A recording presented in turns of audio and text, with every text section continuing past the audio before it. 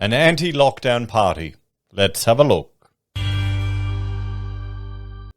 Hello everyone, Florian.heise here and welcome to another episode of HeiseSays. Grab your stein of coffee because I want to talk about the policy of the Liberal Democrats regarding COVID. Now, here's the thing. Often in the videos I will emphasize and hope that people are becoming politically active. They're taking an interest in the powers that we are handing over to our politicians and unelected bureaucrats. And I'm hoping that people will, take that into account when they go to the ballot box, not simply vote for the same old party again and again, or for the party their parents voted for. I'm hoping people will actually change their minds. One thing I suggest is that you use your preferences. Preferences in our political system are a very powerful tool to send a message. People will often think, it could be a waste of time voting for a minor. It's not. It can send a very clear and significant message to the major parties to shift their opinion or their policy. Why do you think Labour has been leaning more and more towards the Greens? There's certain seats where they would never even get in if it weren't for Greens' preferences now. So that could be why Labour is heading even harder left. It really feels like we don't have a sensible party anymore. Now, I thought we'd have a look at this policy that was, shared to me by a viewer from the Liberal Democrats. Now, it could be interesting to see, could be an alternative. If you're looking for that, if you're critical of lockdowns, or if you're critical of the COVID policies of the major parties. Here in Queensland, when we had our state election, we really didn't have a choice. It was just the big two who were pretty much saying the exact same thing. So let's have a look here at what the LibDems propose, their COVID policy statement. Coronavirus is a real problem, but the government's response is being driven by fear that is out of proportion to the actual risk. Makes sense. The current policy of zero COVID. Now, where did this policy come from? I always thought it was just flatten the curve to mitigate the impact on our healthcare system. I didn't realize we'd adopted zero COVID. If someone knows a date when that was first announced as a policy, let me know, please, because I think we're just slowly shifted to that. So it's absurd and impossible and hugely costly. Yes, this is the thing. There is a huge cost associated with these lockdowns. I am of the opinion that our politicians are so far embedded in this lockdown approach now, they're invested. It's the only thing they feel they can do, that they're just going to keep doing it now. If they suddenly stopped doing it, the current crop, they suddenly stopped doing it, it would be admitting that they've been stupid and wrong all in the past. And you can't see them doing that. This is going to be what their legacy is. This will be their political legacy. The only sustainable solution is that Australia will need to learn how to live with COVID, just as we live with the flu and other viruses. Ongoing government restrictions have created massive harms in terms of personal freedom, children's education, struggling businesses or destroyed businesses and community groups, government debt, lost personal connections, loss of privacy, deteriorating health and happiness, mental health issues, and lost lives. This cannot continue. Australia needs some real leadership to show a clear path out of the current mess. So this is the immediate changes. This is their policy. And at the very least, it's good to see that policies like this are being put out there. Some COVID restrictions should never have been introduced and should be removed as soon as possible. We should not have lockdowns, mask mandates, or protest bans. Vaccines should be readily available to all who want them, but must remain voluntary. Open the schools. School closures have created far more harm than benefit, and schools should be reopened immediately. I wonder how many people are going to make the permanent shift to distance education or homeschooling. Phase out lockdowns and no new lockdowns. Lockdowns create more harm than benefit and should never have been introduced. Current lockdowns should be phased out in an orderly manner, and there should be no new lockdowns. Peaceful protests must be allowed. The right to protest is fundamental to a free society, and the police should work with protest organisers to ensure safe and peaceful events are able to go ahead. People need to be able to, if you go to these protests, you see, they're going to be some nutters. There's some people that always go to these things. It's their entertainment, really, their sport. But there's a lot of people that were there for the first time in their lives, that were struggling business people, that their whole livelihoods are being destroyed. Destroyed by people who are not impacted. Destroyed by politicians who haven't lost a day's wages in their life. Destroyed by bureaucrats that don't know the challenges of actually working in the market.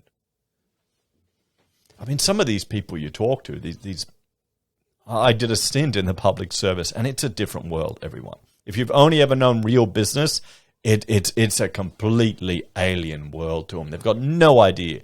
Such a level of entitlement. Unbelievable. And that carries through. That carries through to their entire lives. It's unbelievable. That I would say is why we've become such a weak nation in many regards. Too many civil servants. Vaccines should be available and voluntary. Mandatory vaccinations and domestic vaccine passports are incompatible with a free society and should never be tolerated. Private property owners should be able to set conditions of entry. There you go. But they should not be encouraged to discriminate by regulatory favours or government programs. Real vaccination choice also means open access to vaccines free from unnecessary regulatory burdens. And I would argue that should be access to more than just the ones the government proposes. Wind back the mask mandate. Now, I honestly think masks are mainly done to discourage people from going out. Honestly. I think that's the reason why they're done, is to discourage people and to identify troublemakers. That's what I think. Because honestly, I'll avoid going out. If I have to wear one, I'll put one on when I go in the shops. Do we even have to wear them out on the streets anymore in Queensland? I don't know. The use of some types of masks can be helpful in some circumstances, but they should not be forced on people by the government. They're right. Businesses should be allowed to set their own mask rules for their own property. Notice a theme here coming from the Liberal Democrats.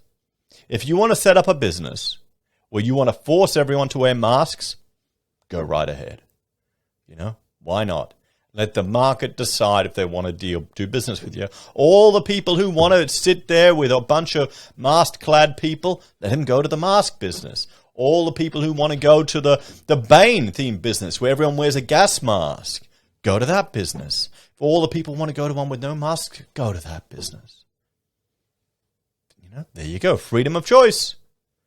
It's a novel concept.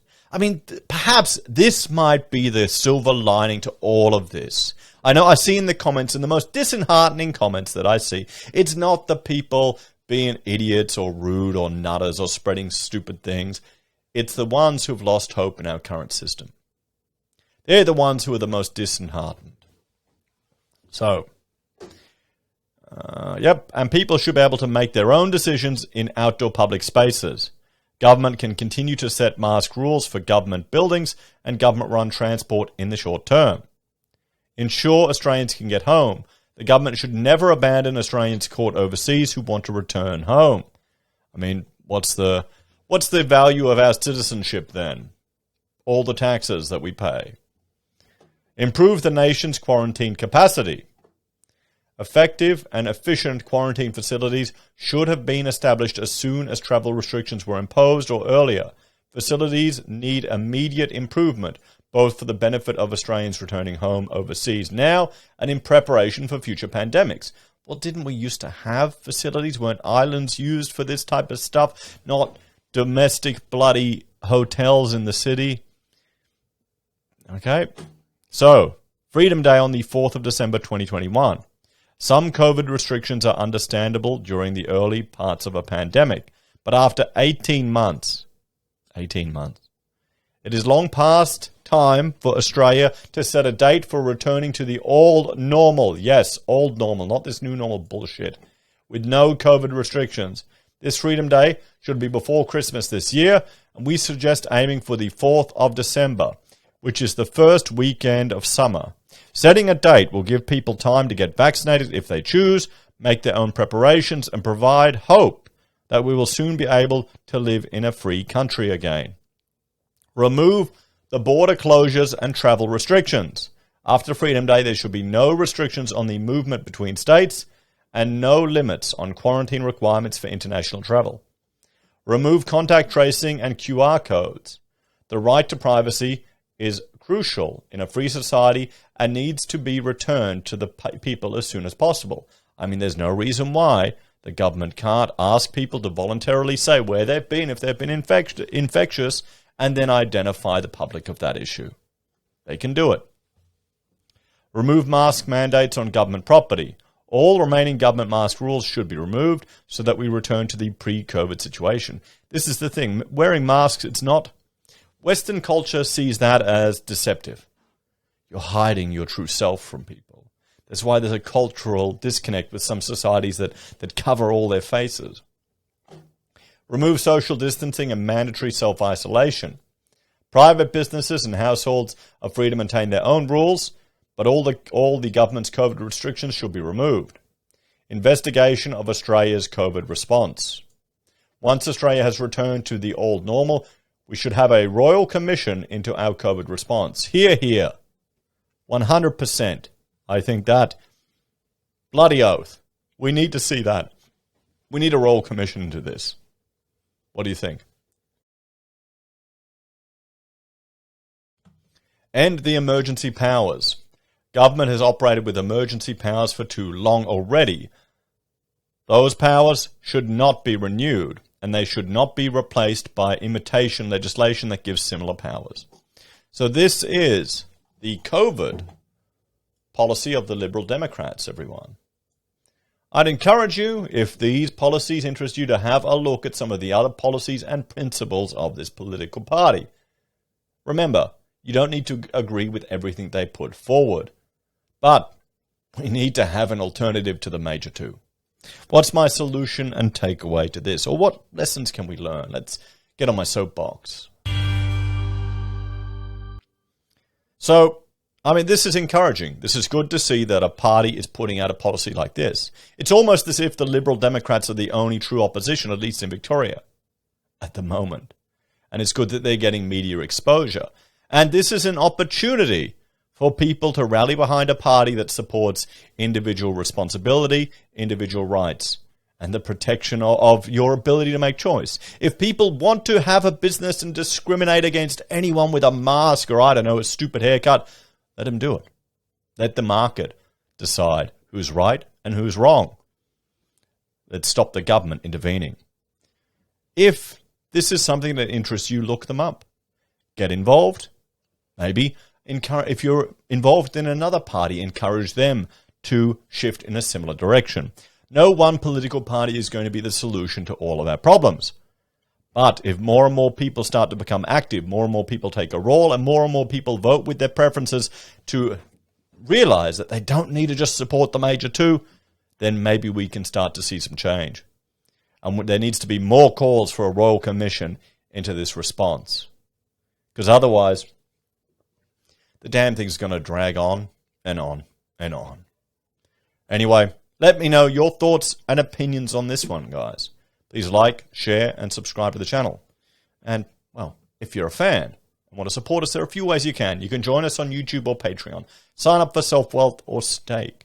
Use our affiliate links at Amazon, eBay, Independent Reserve, or AussieBroadband. You can buy merch from HeiseSays, use Gold Pass from the Perth Mint, or support us via PayPal. Take care. I'll see you next time. Bye for now.